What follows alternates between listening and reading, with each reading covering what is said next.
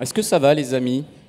Je m'adresse à ceux qui sont sous le chapiteau, parce que là-bas, ça mange, ça boit, c'est bien, hein, c'est très bien. Je parle trop fort? Ah ouais, c'est un peu fort, hein. J'ai la voix qui porte, contrairement à d'autres. La guerre d'Espagne, ça vous parle, hein? Alors la guerre d'Espagne, à l'humanité, mais pas qu'à l'humanité, aussi dans notre grande famille politique au sens large du terme, vraiment, on va dire même par capillarité, c'est l'une des matrices du XXe siècle, hein. Comme la Grande Guerre, bien évidemment. Il y a des analogies d'ailleurs, je pense qu'on va en parler pendant le débat. Mais c'est d'abord et avant tout le combat antifasciste.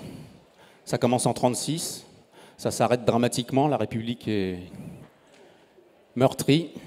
Et puis derrière, la Seconde Guerre mondiale. Et comme par hasard, on retrouve les engagés de la guerre d'Espagne, les brigadistes, souvent dans la résistance. On en parle dans un instant. Je vous présente d'abord nos invités. Édouard Sill, historien. Oui, vous pouvez l'applaudir.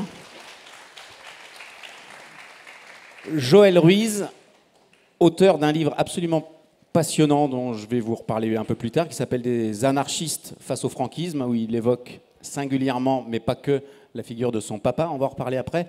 Lève-toi peut-être, Joël. Ouais. Alors, je vous explique, parce que cette année, on est en partenariat avec l'ACER, et je vous présente Claire Roll-Tanguy, la secrétaire générale de l'ACER. Alors l'ACER, j'ai toujours du mal à le dire, faut pas m'en vouloir, hein. C'est les Amis des combattants en Espagne républicaine, hein. Voilà, vous avez compris, c'est une association très importante. Et on est aussi en partenariat avec Joël Ruiz et ses amis, l'espèce d'Olibrius que vous voyez là, qui est en tenue, mais pas n'importe quelle tenue. On commence par ça quand même, parce qu'il faut expliquer.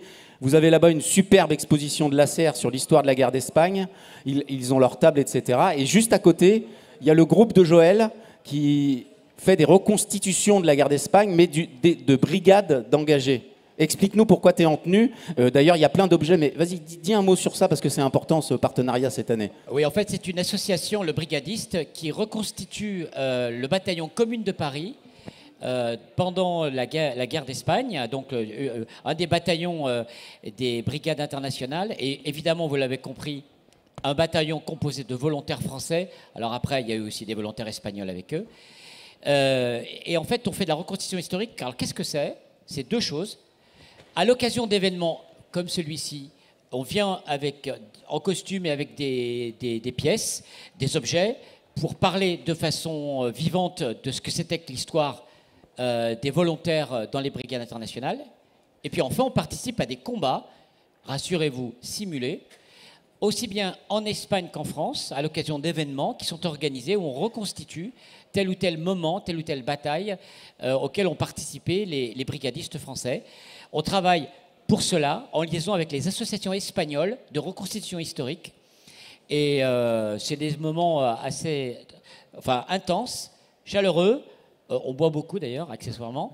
Et moi, je me suis retrouvé là-dedans, vous voyez, en 2008, lorsqu'un ami à moi, qui est membre de l'association de la mémoire historique d'Alicante, m'a amené voir la bataille de l'Èbre, reconstituée, là où mon père avait combattu. Et j'ai participé, il m'a habillé, il m'a costumé. J'ai été au combat contre les franquistes et tout. Bon, sur le coup, j'ai trouvé ça un peu, un petit côté costume, quoi. Bon. Et les 3 nuits qui ont suivi, j'ai quasiment pas dormi. Et là, je me suis dit que ça avait bougé quelque chose et il fallait que je voie ce qui se passe. Je suis retourné plusieurs fois. J'ai participé avec nos amis espagnols. Je suis rentré dans l'association XYZ, la ligne XYZ de Valence. Et puis au bout d'un certain temps, avec une invitation avec des étrangers qui m'ont dit « Mais qu'est-ce qui se passe en France pour les reconstitutions historiques ?» Je dis « On n'a qu'à se décider et monter ensemble quelque chose. » Ça fait 1 an et demi qu'on a créé cette association de reconstitution historique des brigades et singulièrement des volontaires français. Voilà, alors je dis ça parce que ça peut évidemment surprendre.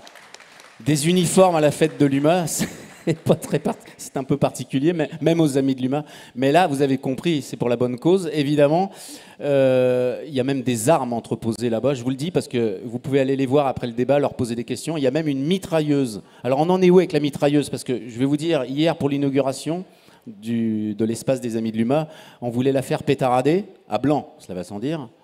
Alors ça y est, elle pourra pétarader tout à l'heure. Elle pourra pétarader tout à l'heure, formidable. Donc on pétaradera tout à l'heure C'est une arme antifasciste, on le rappelle. C'est très bruyant. C'est très bruyant, mais on préviendra tout le monde, que les gens ne soient pas effrayés. Je vous disais tout à l'heure, avant que nos invités arrivent sur le plateau, que la guerre d'Espagne, c'est l'une des grandes matrices du XXe siècle, une histoire qui compte beaucoup pour l'humanité, mais pas que. Moi, j'ai une première question à vous poser, d'abord à Édouard et ensuite à Claire. On dit que c'est l'une des matrices, mais je vous donne mon sentiment. Moi, j'ai le sentiment qu'au XXIe siècle, c'est à la fois une mémoire un peu oubliée, voire occultée. Est-ce que je me trompe totalement? On commence dans le dur. Bonjour à toutes et tous. Effectivement, c'est une question un peu existentielle pour un historien, puisqu'on vient ici confondre histoire, mémoire. Et il est vrai que de cette guerre d'Espagne, de cette guerre civile espagnole, vous avez bien noté qu'il y a deux expressions pour qualifier un même événement. On y reviendra peut-être d'ailleurs sur l'emploi de ces deux expressions. Il y a peut-être des guerres d'Espagne, et ces guerres d'Espagne au pluriel, pratiquement un siècle plus tard, on voit qu'elles résonnent encore, et elles résonnent de manière très différente si vous êtes un Afro-Américain de New York, si vous êtes un Cubain, si vous êtes un Russe ou un Français. Aujourd'hui, à la fête de l'humanité, toutes ces guerres d'Espagne ont fait de cet événement local, un événement mondial qui aujourd'hui encore permet la production d'un grand nombre d'ouvrages, mais aussi de films et de livres tous les mois. À peu près une dizaine de livres sur le sujet de la guerre d'Espagne sont produits dans le monde. Une des dernières productions, par exemple, sur les brigades internationales, c'est sur les volontaires venus de Taïwan. Donc pour vous dire que tous les pays au monde ont vraiment leur propre mémoire de la guerre d'Espagne. Et vous voyez, à l'occasion des conflits contemporains, je pense notamment au Kurdistan syrien, bien sûr, mais aussi en Ukraine, que les guerres d'Espagne ont un écho aussi dans nos conflits contemporains. On y reviendra peut-être sur ces questions qui nous sont d'actualité. On va y revenir, mais question corollaire. Ça veut dire que c'est une guerre internationale ? Oui, c'est une guerre internationale, c'est ce qu'on appelle aujourd'hui, dans le jargon savant, c'est ce que j'apprends à mes étudiants en relations internationales, le proxy war. C'est une guerre par procuration dans laquelle un certain nombre d'États ont eu des intérêts bien particuliers en Espagne, et les volontaires internationaux ont été aussi un des éléments qui ont participé à l'internationalisation de cette guerre. Alors, quand on parle des volontaires internationaux, je vous rappelle qu'une grande partie d'entre eux ne sont jamais arrivés en Espagne, ils ont été arrêtés. Ils ont été arrêtés au moment de monter dans le train, ils ont été arrêtés sur une frontière, ils sont morts dans une montagne, que ce soit les Alpes autrichiennes ou que ce soit dans les Pyrénées, où ils n'avaient pas l'âge, ils avaient 15 ans, ils ont été repris par leurs parents, ou simplement c'était des femmes, et on leur a interdit le départ dans la plupart des cas. Claire Roltanguy, c'est un nom qui parle, à la fois pour la guerre d'Espagne, mais pas que, n'est-ce pas? Mémoire occultée, oubliée.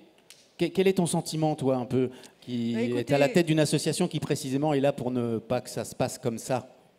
Alors, nous, notre association, elle a pris la suite de l'Amicale des volontaires en Espagne républicaine, des Français, mais pas seulement. Enfin, il y a beaucoup de gens qui sont partis de France, des immigrés espagnols, immigrés économiques, des réfugiés, avant 1939, donc d'Europe centrale, des Allemands, des Italiens. Donc ça fait beaucoup de monde. Mais en tant que Français, vraiment, c'est 9 à 10 000 personnes qui sont parties en Espagne, qui ont combattu. Donc, dans ce grand panorama un peu brossé rapidement par Édouard Sill ça a touché tous les continents, principalement l'Europe quand même.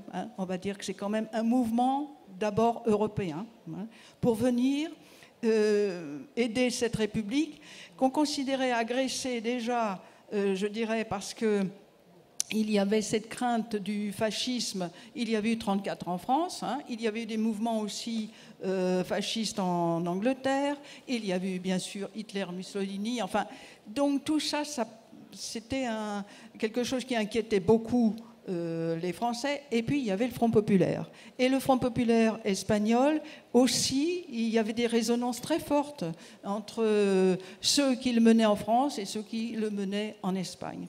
Donc, ça a déclenché un mouvement quand même extraordinaire.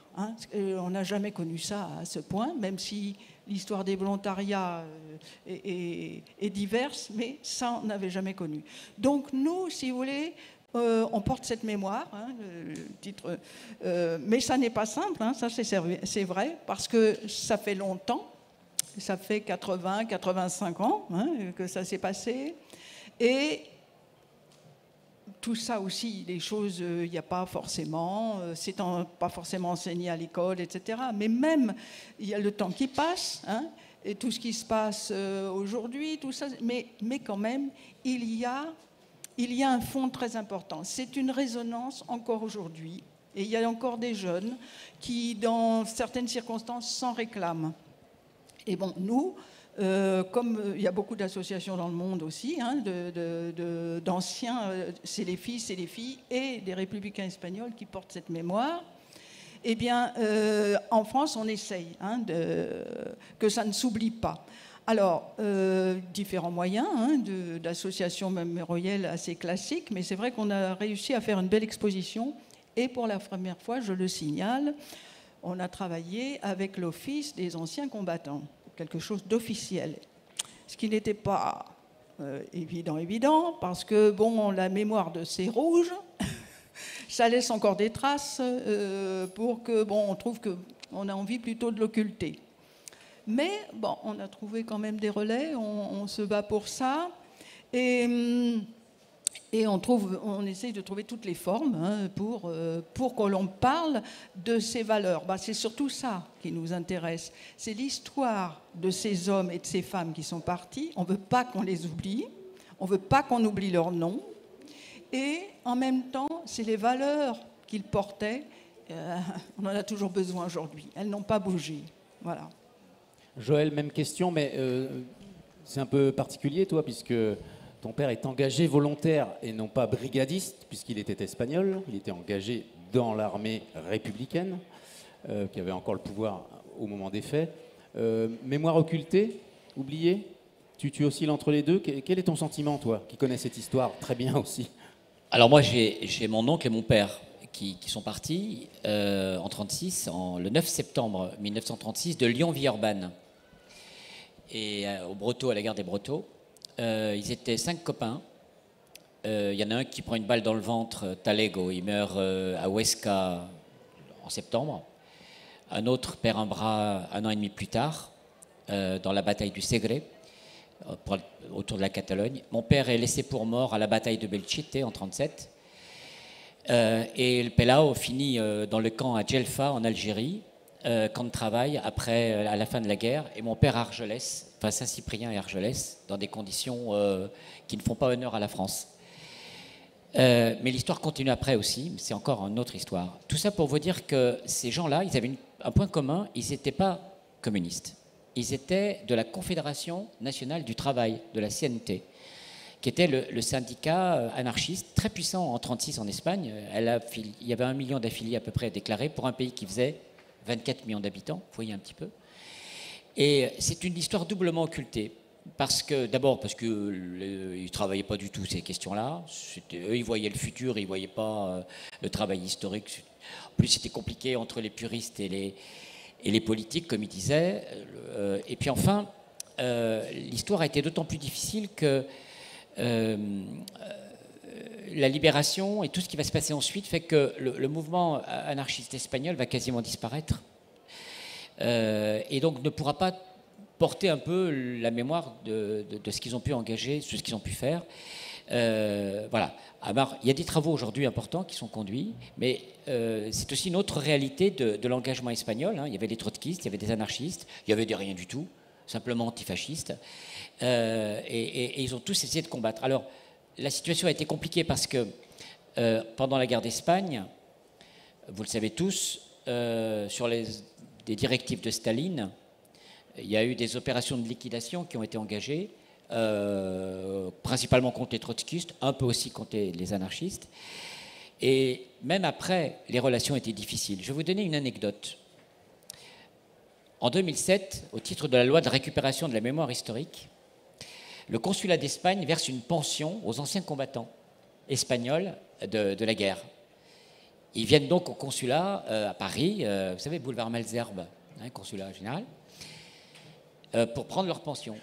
Sur les sièges de gauche, il y avait les communistes. En face, et on ne se mélangeait pas, il y avait les anarchistes. Ça, c'est 2007-2008. Hein. Donc l'histoire est aussi cette douleur-là au sein du camp du Front populaire, de cette histoire compliquée hein, entre ces différentes composantes. C'est pour ça que l'histoire des anarchistes, elle a été occultée à la fois par leur propre méconnaissance ou pas, désorganisation peut-être hein, du sujet, et à la fois occultée par l'histoire officielle, aussi bien dans le camp de la gauche, puisque c'est un mouvement qui va disparaître, que plus globalement autour de cet engagement autour de la guerre d'Espagne, et avec aujourd'hui des choses très étonnantes, y compris des thèses révisionnistes qui se développent en Espagne. Je ne sais pas si vous en avez un peu suivi, vu ce qui se passait, avec le bouquin de Pio Mora et tout ce qui est autour, mais moi je suis stupéfait de ce que j'entends. Donc le travail que nous devons faire de mémoire, il est absolument essentiel. Le travail des historiens est absolument essentiel. Le travail de la SER est absolument essentiel. On doit défendre cette histoire, on doit défendre cet engagement de nos anciens. Et puis je trouve que quand même, on fait beaucoup d'analogies, vous savez, de la guerre d'Espagne avec d'autres conflits. Mais ce qui les réunissait tous, c'était l'antifascisme. Il ne faut pas l'oublier. Édouard Sill, je m'adresse à l'historien là, parce qu'on tourne autour de la question de la mémoire, etc., etc. Peut-être un petit rappel un peu historique. En quoi cette guerre est une matrice et annonciatrice de ce qui se passe derrière, si je puis dire, et en quoi elle est si importante en fait dans l'histoire? Autre grande question. Je dis ça parce qu'il y a quand même du public jeune. Oui. Tout simplement parce qu'elle marque en Europe l'entrée dans la Seconde Guerre mondiale.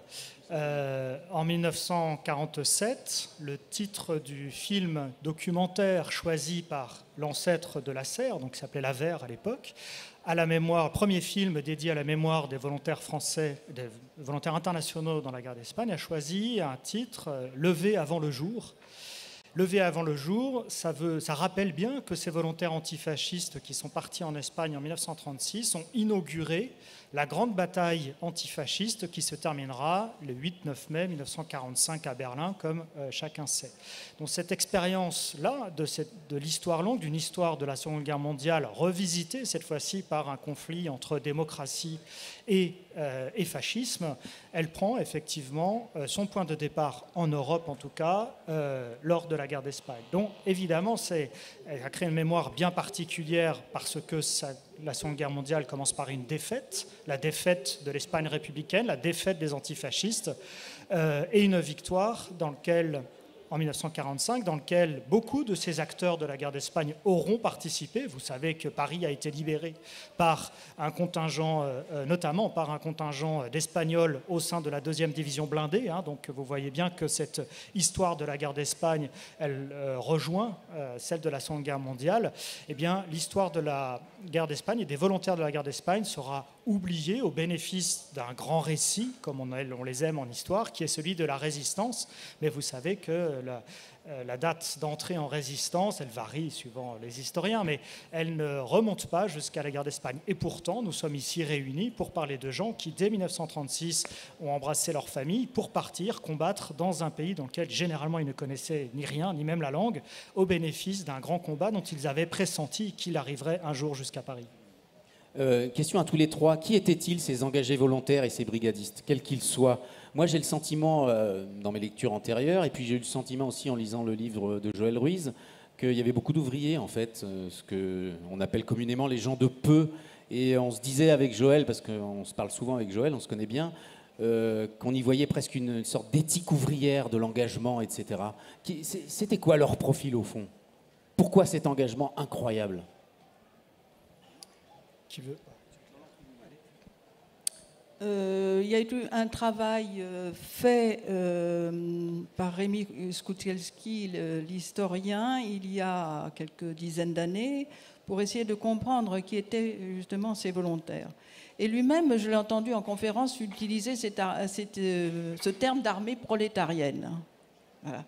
Parce que quand on regarde de près, effectivement, la proportion d'ouvriers, d'employés, il y avait quelques paysans, etc. Mais c'était à 80% des ouvriers et des employés. Alors on retrouve pas des chauffeurs de taxi, mais quand même un certain nombre de chauffeurs de taxi. en particulier des Russes blancs, je dis, parce qu'après on arrive à comme ça comprendre un petit peu dans le détail qui ça pouvait être, des Russes blancs qui pensaient aussi que c'était une façon pour certains de pouvoir à un moment, parce que c'était la deuxième génération, pouvoir rejoindre l'URSS à ce moment-là. Bon, malheureusement, ça leur a pas servi, parce que quand vraiment ils ont essayé d'y retourner, on ne les a pas bien accueillis. Il y avait donc c'est pas toujours la même chose dans chaque contingent, hein. Il faut bien voir que bon, les Français étaient de loin les plus nombreux, mais si vous prenez les Anglais, alors c'est bien connu qu'il y en avait certains qui étaient des étudiants d'Oxford, et il y avait quelques poètes parmi eux, etc. Je dirais que parmi les Français, on a quelques comme ça, des ingénieurs, même des officiers qui se sont mis à la disposition, hein, des Espagnols. Enfin, c'est parfois très varié. Alors, là aussi, il ne faut pas, comment dirais-je, mythifier tous ces gens. Quand on voit leur biographie dans les archives, etc., c'est touchant, parce que c'est des gens, oui, ils ont tout quitté, des fois femmes et enfants, et le retour là aussi, après, c'était toujours très facile, hein, auprès de la femme qui trouvait que, bon, on l'avait laissé tomber pendant un moment, d'autres qui comprenaient, mais pas toujours. Il y avait ce qu'on appelle des aventuriers. Hein, c'était, ils avaient plutôt choisi le bon côté, parce qu'il ne faut pas oublier que autant... je vous dis, c'est plusieurs milliers de Français, autant il y a eu une unité de volontaires français chez Franco. Bon, 500. Hein, alors quand on voit que... mais ça existait, ça aussi. Hein, n'oublions pas, c'est toujours un petit peu plus compliqué, et c'est ça aussi, je vous dirais, c'est une chose à laquelle on tient. C'est de rendre ce récit... ces informations, etc., quelque chose d'humain. Parce que rien que d'être volontaire pour partir se battre, c'est pas sur injonction d'un parti ou d'un syndicat, parce qu'il y a eu beaucoup de syndicalistes, hein, c'était les plus nombreux, les syndicalistes, en fin de compte, quand je regarde les affiliations. C'est vraiment parce qu'à un moment, ils ont été convaincus qu'ils allaient aider leurs frères espagnols, hein, mais aussi, ils le disaient, ils se battaient aussi pour la France. Hein, c'était des antifascistes. Alors, du point de vue des appartenances politiques, bon, on chiffre à peu près à 60% des communistes, mais après, on a de tout, et des gens qui n'avaient pas d'appartenance particulière. Et même ceux... des fois qui sont partis un peu comme des aventuriers, on va bien voir ce qui se passe, et puis ils ont trouvé leur place et ils sont restés jusqu'au bout. C'est quand même extraordinaire. Moi, je veux porter tout simplement le témoignage de mon histoire familiale. Mon père part avec mon oncle, enfin le frère de ma mère, puisqu'il va épouser sa sœur en 1943, parce que les immigrés espagnols à Villeurbanne étaient réunis autour de ce qu'on appelle un Ateneo Libertario, c'est-à-dire en fait une sorte de maison de la culture, avec des cours du soir, etc., qui ont permis à mon père, qui ne sait pas lire et écrire français, justement d'apprendre à lire et écrire le français. Il y avait des sorties, des cours de théâtre, etc. Il y avait toute une vie pour les ouvriers qui ne voulaient pas se laisser aller à l'alcool et aux jeux de boules. Et donc, quand il y a le Front populaire et lorsqu'il y a l'insurrection des généraux factieux contre la République, ils ne se posent pas la question. Ils y vont. C'est un engagement qui est le respect à une parole donnée. On m'a aidé, on nous a aidés, eh bien on y va. On respecte notre parole. Et bien sûr qu'ils risquaient leur vie. La grand-mère le savait bien, elle a essayé de tout faire pour éviter que son fils ne parte. Il était soutien de famille. Hein. Et ils partent, comme ça. Je ne suis pas sûr qu'ils se rendaient bien compte des horreurs qu'ils allaient vivre. Mais ce qui est plus incroyable, c'est que cet engagement... Oui, mon père, il va être laissé pour mort à Belchite en 1937. Il va repartir au combat en mai 1938 pour faire la bataille de l'Èbre. Alors qu'entre nous soit dit, il aurait pu faire autrement. Donc, le sujet du combat contre le fascisme, le respect de la parole donnée, c'est ancré dans l'habitus ouvrier. Je donne ma parole, je tiens ma parole. Je crois qu'on ne peut pas comprendre... C'est vrai qu'on a une culture aujourd'hui plus de loisirs, plus individualiste, plus hédoniste. remettons-nous en contexte le monde ouvrier en 1936, c'est pas ça. C'est d'abord un engagement collectif, on est avec les autres, toujours ensemble. C'est ça, c'est je donne ma parole, je tiens ma parole. C'est aussi un monde violent, enfin, il ne faut pas idéaliser non plus le monde ouvrier. Il y a des bagarres, il y a des coups de poing, les balles, ça se termine souvent mal. Hein, quand on va combattre les autres, entre guillemets, l'extrême droite, c'est à coups de barre de fer. Enfin, il faut imaginer que c'est violent tout ça. Hein. Mais fondamentalement, c'est ça. C'est l'engagement collectif. On est ensemble, on va ensemble, on combat ensemble. Et un engagement qui va durer très longtemps, puisque mon père, ça va continuer bien après, à la résistance. Et encore après, ils vont même essayer de tuer Franco en bourrant un avion de bombes. C'est tout dire. Il raconte l'épisode dans son livre, c'est fabuleux. Question à l'historien, pareil. Comment dire ? C'est aussi sur un 36, c'est aussi sur un terreau. Je parle des engagés volontaires français, pour le coup là. Il y a même des Américains, hein, d'ailleurs. On n'en parle pas. C'est un point aveugle. On le sait peu d'ailleurs. C'est assez étonnant. Mais ils étaient nombreux aussi, très nombreux. Mais pour rester sur la France, c'est sur un terreau politique très particulier quand même. C'est celui du non-engagement de la France pour soutenir la République. Et puis la conséquence de tout cela, c'est aussi que l'Allemagne s'engage auprès de Franco, et l'Italie mussolinienne aussi, hein, avec les avions, etc., ce qui explique en partie le basculement de la guerre. Et des hommes. Oui, bien sûr. Chacun a en mémoire la question de la non-intervention, donc, qui est une particularité diplomatique qui s'est structurée entre la France et la Grande-Bretagne aux côtés, en dehors de la Société des Nations, en dehors d'un certain nombre de structures qui auraient pu être utilisées pour essayer de trouver une issue diplomatique à ce conflit. Je rappelle que l'Espagne républicaine a été un élève modèle au sein de la SDN, a participé à de nombreuses conférences internationales et elle-même, l'Espagne républicaine, a participé à la résolution d'un certain nombre de conflits dont on ne va pas parler puisque pour certains, ils ont été étouffés dans l'œuf. Donc la SDN ne s'empare pas du problème et Léon Blum, donc dirigeant français, issu du Front populaire, se retrouve face à une situation tout à fait inattendue dans laquelle la France doit prendre une position, soit en tant qu'État, soit en tant que gouvernement ami. Et la première décision, c'est avant tout de soutenir le gouvernement républicain par un certain nombre de gestes qui se déroulent, qui sont des gestes peu visibles, l'ouverture de la frontière, la permission du fret, par exemple. Je vous rappelle, par exemple, que Irun, enfin, le Pays basque était assiégé, attaqué, et que Irun et les combattants basques ont pu être évacués par la France, notamment parce que la SNCF a été mise à contribution pour transporter le matériel et les combattants d'un côté à l'autre des Pyrénées. Mais très rapidement, évidemment, la question a été du choix de l'alliance anglaise, du choix de la neutralité. Alors il y aurait beaucoup à dire. Je voudrais simplement attirer votre attention sur le fait que la population française est alors très majoritairement pacifiste et opposée à l'intervention de la France en Espagne parce que le conflit n'est pas bien compris déjà. Hein. Aujourd'hui, nous voyons les choses avec 80 ans de distance. Et donc, ce qu'il se passe en Espagne n'est pas forcément compris, ou en tout cas, par exemple, la presse de droite se mobilise très fortement contre ce qu'elle appelle le Frente Crapular, hein, le Front populaire qu'elle couvre d'agonie depuis la création du Front populaire en 1936. Donc, pour un certain nombre d'éléments qui vont dans ce sens, je ne prends qu'un exemple, mais le principal syndicat des enseignants, le SNI, Syndicat national des instituteurs, lors de son congrès, à plus de 90%, s'est prononcé en faveur de la non-intervention. Hein, donc, c'était un syndicat très marqué à gauche. Donc, tout cela pour rappeler que l'opinion publique, les opinions publiques, ont préféré la paix, et la paix notamment en Europe, jusqu'au bout, hein, jusqu'à Munich, vous le savez, jusqu'à la grande trahison de Munich. Et la guerre d'Espagne, les Espagnols républicains ont fait les frais de cette politique pacifiste et de l'alliance franco-anglaise. On peut crever un abcès là tout de suite avec l'historien, mais avec vous deux aussi. C'était quoi le problème de Staline pendant la guerre d'Espagne avec les anarchistes, les trotskistes ?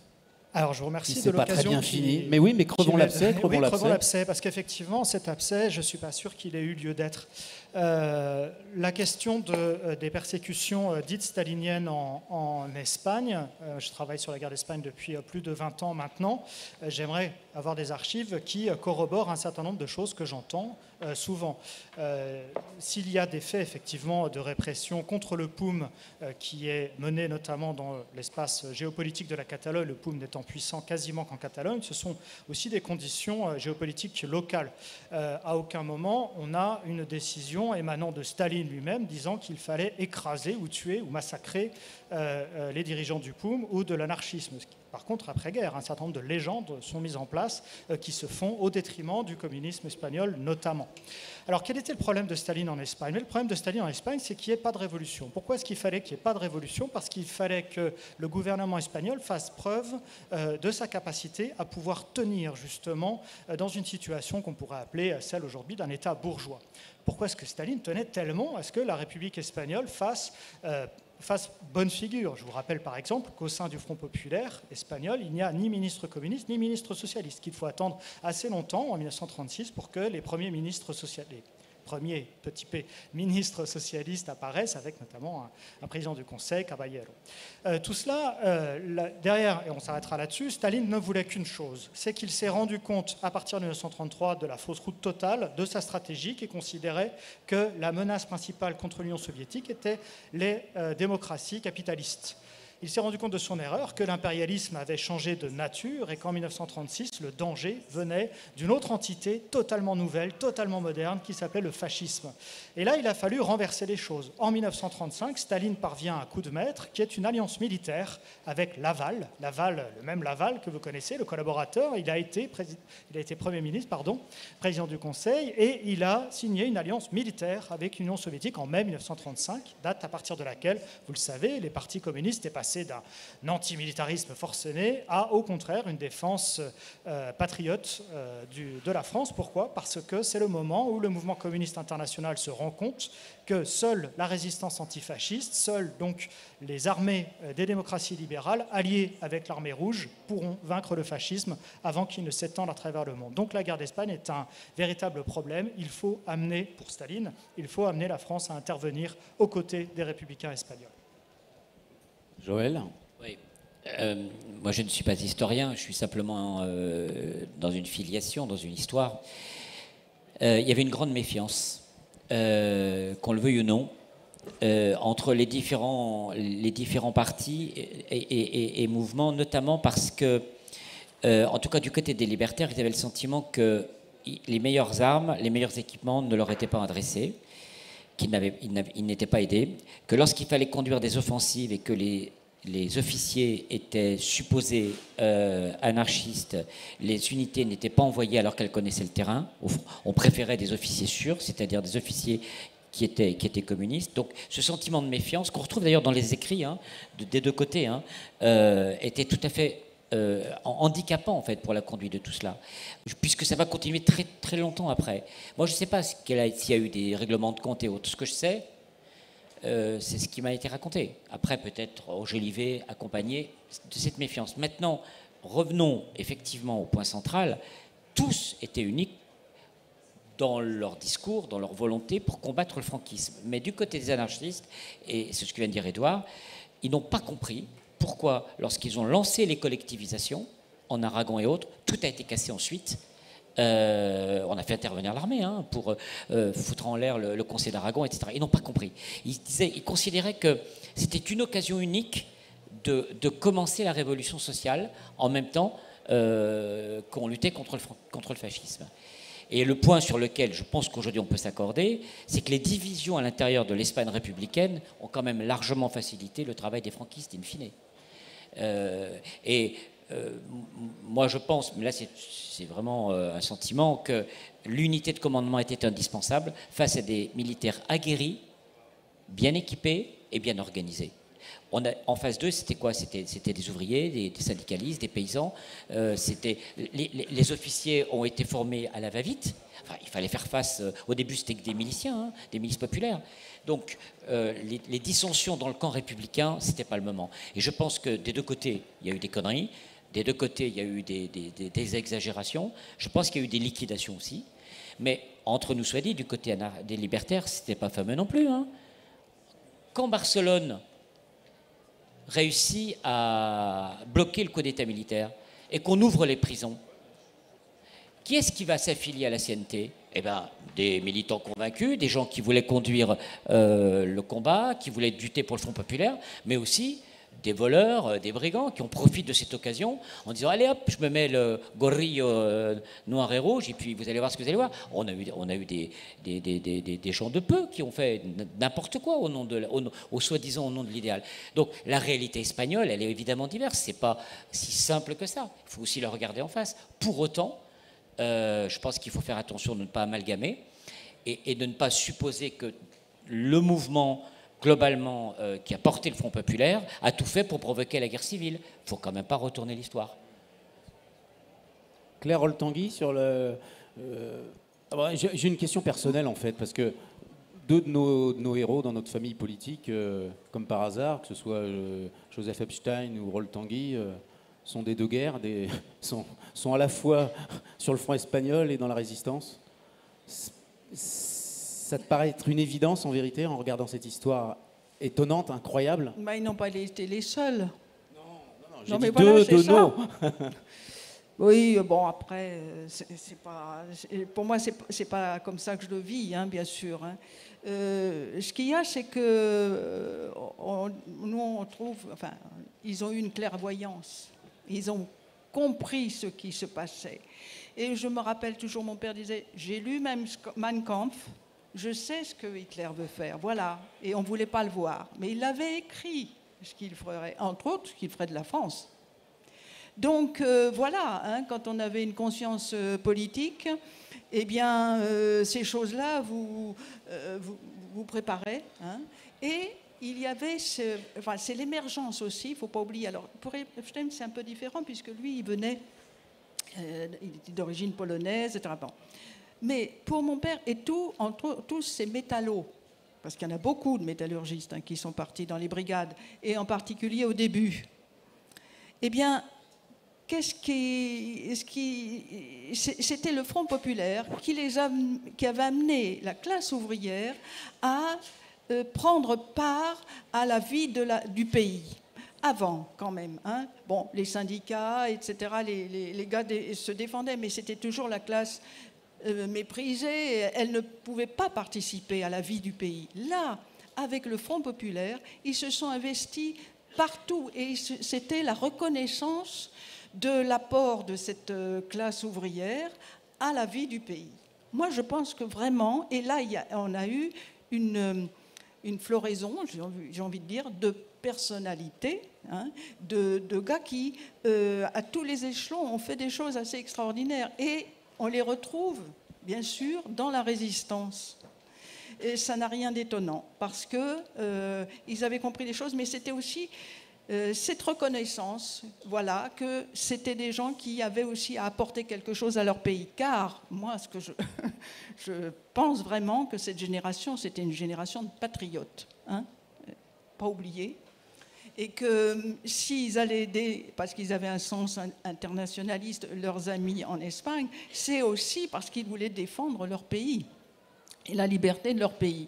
Alors, c'est vrai qu'après, c'était un peu facile de dire, bon, c'est communiste, ça a servi, je dirais, à un certain récit historique, de dire les brigades, ce sont les communistes, c'était des staliniens, etc. Alors, moi, vraiment, je dis, quand je pense à ces gens, ce qu'ils ont fait, ils n'avaient rien de stalinien dans leur démarche, parce que c'était au contraire quelque chose d'humaniste. Hein, et quand on sait donc ce que le stalinisme a pu faire, c'était après, il y avait un certain engrenage, hein, on est bien conscient de ça, mais c'était pas ça du tout. Mais ça a été tellement pratique après de mettre tout le monde dans un sac pour pouvoir dire que les pays de la liberté, c'était bien sûr les États-Unis, etc. Au passage, vous savez qu'il y a eu pas mal d'Américains aussi qui sont allés combattre en Espagne, et certains, on les retrouve au moment du débarquement. Hein. C'est des histoires assez extraordinaires, et c'est ça qui est intéressant. Et c'est pour ça que j'ai amené là nos petits bouquins. Voilà, vous savez, notre travail de mémoire, c'est aussi d'aller regarder dans les archives. Et c'est depuis peu d'années, en fin de compte, qu'on peut aller nous-mêmes en tant qu'association, pas seulement les historiens, mais aller voir les archives des brigades internationales. Elles sont à Moscou, mais elles sont en ligne. C'est énorme, mais on découvre des choses très très intéressantes, à la fois sur la complexité des choses, hein, quand vous avez des centaines et des milliers de gars qui viennent, ils ne sont pas tous... c'est très varié, hein, donc on trouve de tout. Mais on a trouvé aussi leurs récits. Et c'est vrai que pourquoi ils ne sont pas sortis avant? Question quand même. Hein. Alors nous, on est très fiers aujourd'hui de sortir aux éditions, on a travaillé avec Édouard Sill hein, sur les documents. Voilà, on sort aujourd'hui les 2 récits inédits de Pierre Rebière. Ça vous dit quelque chose peut-être, parce que c'est quand même un grand résistant. Il a été fusillé en 1942. Hein. Il a pour avoir abattu un officier allemand. C'était un brigadiste. Et Marcel Sagnier, qui était un gars du bâtiment, ouvrier du bâtiment. Il est parti en Espagne, il a fait ses premières armes et il est devenu commandant de la brigade, la 14e brigade, la Marseillaise. Parce que c'est quelqu'un qui s'est révélé, comme beaucoup de ces jeunes, hein, ils se sont révélés dans la lutte, voilà, dans les combats, la complexité des choses. Et là, vous avez Marcel Sagnier, lui, il a écrit ça, on pense que c'est lui, hein, c'est un peu compliqué, mais c'est un beau récit, vraiment. D'un point de vue même littéraire, on pense qu'il a une qualité. Il a été écrit en 1939. Quant à Pierre Rebière, il a écrit son récit en 1937. Vous voyez, hein, c'est authentique. Il n'y a pas de langue de bois.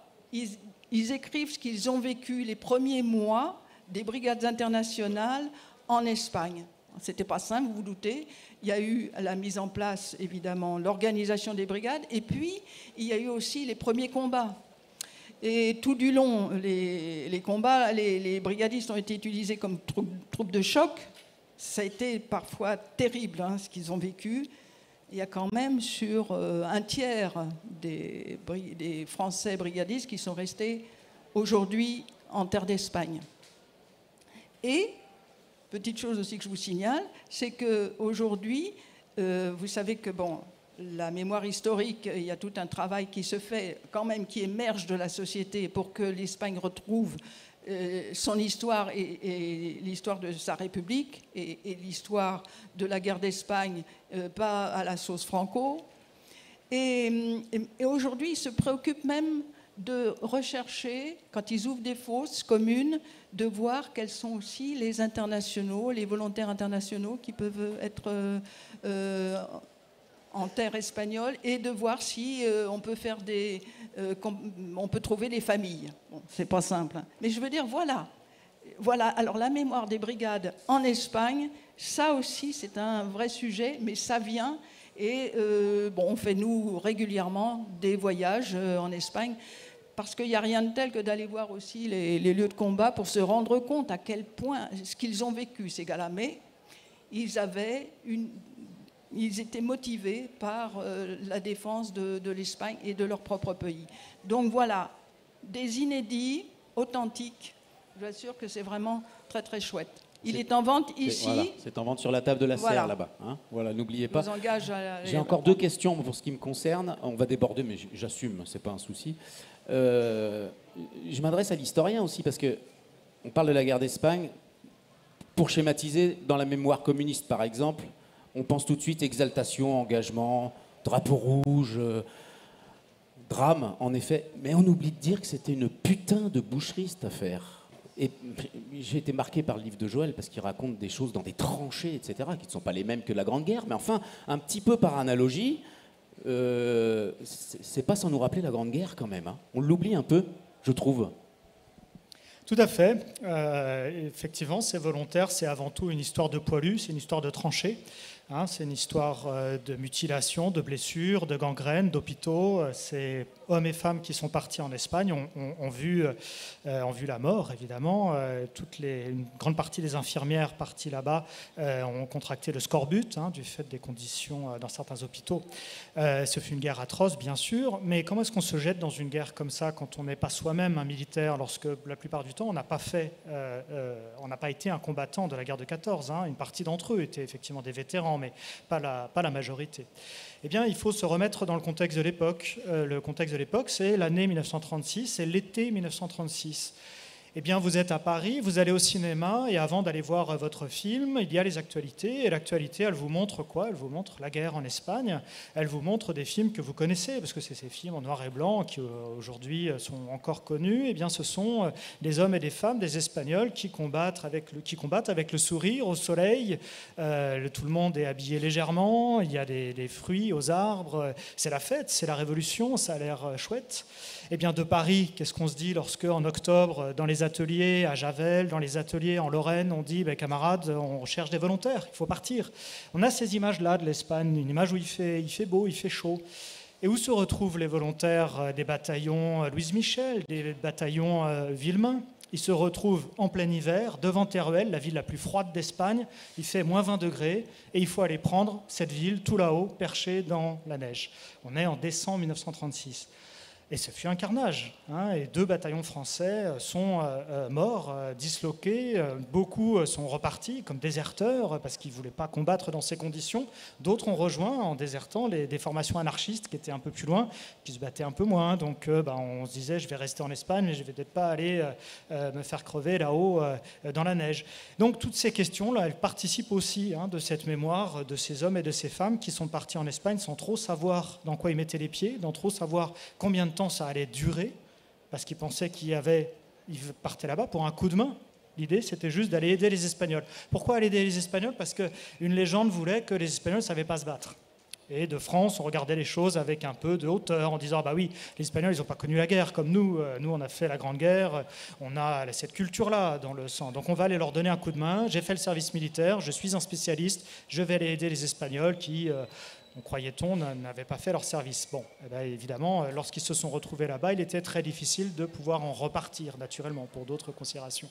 Donc oui, cette nature aussi tellurique de la guerre, hein, celle du sang et de la boue, c'est quelque chose qu'on a un peu oublié parce que la mémoire n'a retenu qu'un certain nombre de choses, et peut-être que la dimension politique de ce conflit, justement. On en a un peu parlé avec les affrontements mémoriels, qui n'a voulu voir dans la guerre d'Espagne que peut-être les affrontements de militants à côté. Tu parlais des grandes collectivisations anarchistes en Aragon, mais ça c'est tout petit en Espagne. C'est pas la guerre d'Espagne. La guerre d'Espagne, on combat partout et on ne se pose pas forcément la question de collectiviser des orangers comme du côté de Valence ou du côté de l'Aragon. Mais la mémoire a préféré garder un certain nombre d'éléments, des expérimentations sociales très intéressantes, mais au détriment de ce que fut la guerre, c'est-à-dire le sang et la boue.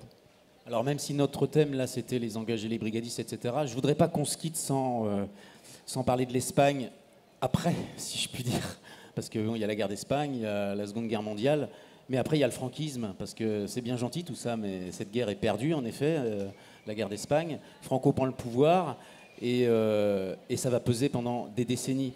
Joël, en lisant ton livre, tu racontes la peur ressentie par l'enfant que tu étais quand tu découvres, en allant en vacances pour la première fois de ta vie avec tes parents, dans les années 60, parce qu'ils avaient de nouveau l'autorisation d'aller là-bas, la peur que tu ressens dans certaines scènes, tu en décris une notamment, et puis pour qu'on comprenne ce que fut le franquisme aussi, parce que, rappelons-le, l'Espagne est une démocratie jeune, très très jeune, très très jeune.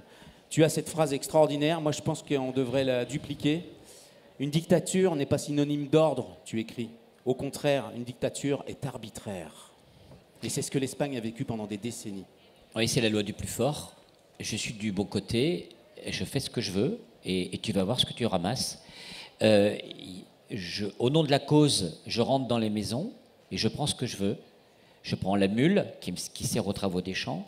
Je prends le cochon qu'on avait prévu de vendre pour la fin de l'année, parce que tu n'as pas les bons appuis politiques. Et ça, c'est dans les années 40, ça, c'est dans les années 50. Ça, c'est ma famille, j'ai des membres qui témoignent. Hein.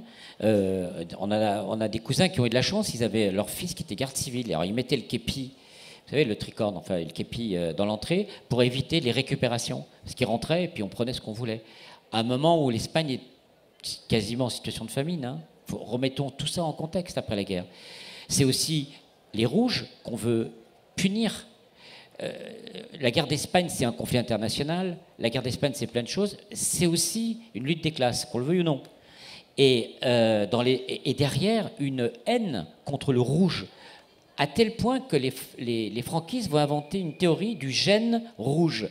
On va enlever ce gène rouge, à tel point qu'on va prendre des enfants à leur mère pour le donner à des familles bien catholiques, tout ce qui va bien, pour éradiquer le gène rouge. Et donc, quand vous aviez l'étiquette rouge, vous ne pouviez plus travailler. Qui allait vous embaucher? Quand vous aviez l'étiquette rouge, vous aviez la pareja, vous savez, c'est le couple, c'est la garde civile, ils se déplacent toujours à deux, hein, qui viennent régulièrement, qui rentrent, qui font ce qu'ils veulent, et qui vous surveillent en permanence. Quand vous avez le gène rouge, vous vous taisez, vous descendez du trottoir quand il y a les castiques qui passent sur le trottoir et vous êtes prié de retirer la casquette. Ça, à partir des années 70, c'est fini. Ils peuvent rester sur le trottoir, ils ne sont pas obligés de descendre du trottoir et d'enlever la casquette. La répression a été d'une férocité inouïe après la guerre. À la limite, on aurait pu comprendre pendant la guerre, on liquide les prisonniers, on fait des camps.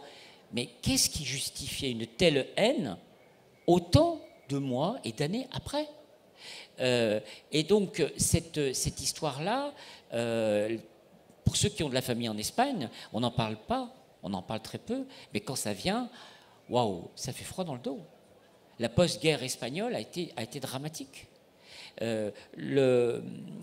Encore aujourd'hui, vous avez des traces. Vous savez, quand je fais des reconstitutions historiques, là, avec mon petit costume, voilà, on se retrouve avec des associations espagnoles, et quand on se retrouve ensemble, on boit un verre, on discute, tous, ils ont le grand-père, le tonton, l'arrière, le cousin de la grand-mère, etc., qui ont combattu et qui étaient en rouge. Hein, puisque c'était le qualificatif, hein, pour tous. Ils ne rentraient pas dans la nuance anarchiste, trotskiste, comme tous des rouges. Bon. Et donc, on se retrouve tous ensemble là. C'est très étonnant d'ailleurs, hein, avec cette histoire familiale commune, parce que c'est une des façons de pouvoir en parler, en revivant des événements comme ça historiques. Et quand je me retrouve avec les associations qui reconstituent les franquistes, puisqu'il y a le pendant de l'autre côté, hein, et je discute avec eux, c'est pas le cas. En tout cas, ils ne me le disent pas. Là, c'est plutôt, oui, parce que, voilà, c'est une histoire militaire, il ne faut pas oublier notre histoire militaire, etc., etc.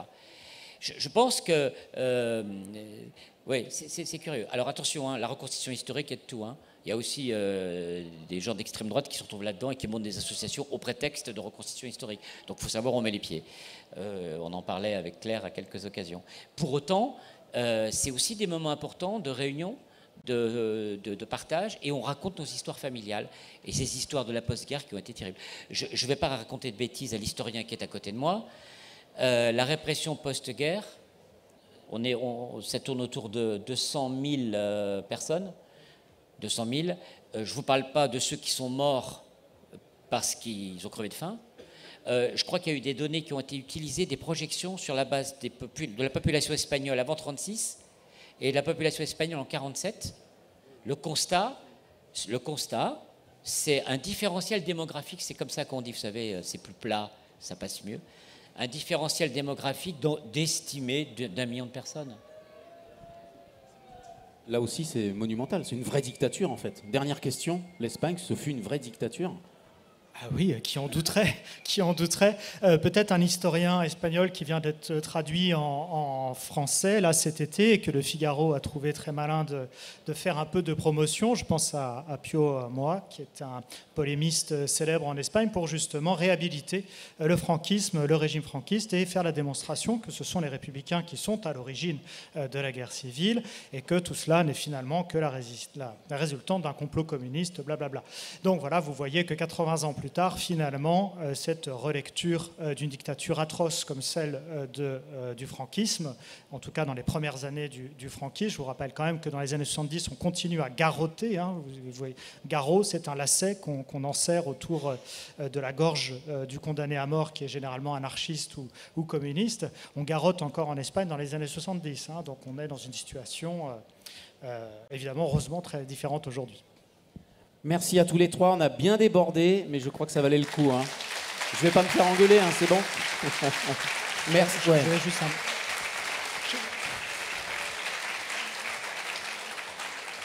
Juste un petit mot, je suis navré, pour vous présenter un autre livre que Lasser vend d'ailleurs sur la table, qui s'appelle Solidarias, qui est un livre inédit, puisqu'il parle, merci, des femmes volontaires pendant la guerre d'Espagne, des internationales qui se sont battues, enfin qui sont pour certaines battues, mais qui pour la plupart ont rejoint les brigades internationales.